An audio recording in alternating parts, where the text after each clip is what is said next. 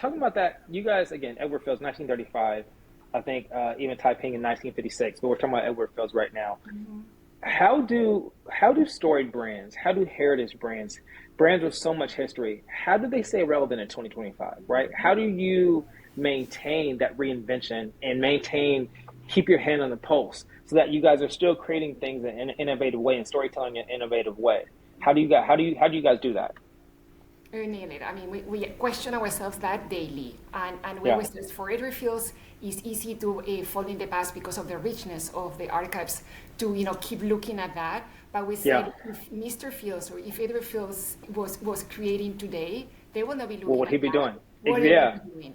They were Yeah. the most iconic projects of this country can name. I mean, Frank Lloyd Wright, Philip Johnson, Roman Lowy.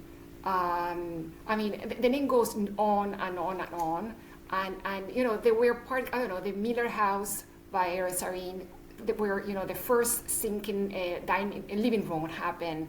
So, we always look at like, what is the today? What is happening? Who are the players of today's that they are morphing today's present and future?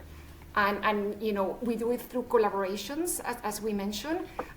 We typically collaborate with American creators that they're utilizing a different medium than us.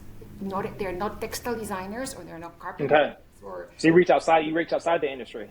yeah, because they challenge us further, and we found that there's a further richness on what we can produce, not to repeat ourselves. And that's how Yeah. we're repeating ourselves, because if that's what we're introduced next, it's a repetition, is not valid. That's That's such a great point. That's yeah. such a great point because I think when they think about collaboration, they think about awareness, right? How can I do an attention grab?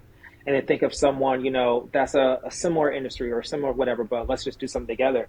But what you're saying is the fact that you look outside of textiles. You're like, okay, I want something that's completely different and unique for me. And then let's create this collaboration that might be, 5 years ahead as opposed to just doing something similar to everybody else. Is that what I'm kind of hearing you guys say? Exactly. And sometimes they're not understood at the moment. And the Yeah. gap you're giving, they need a few years.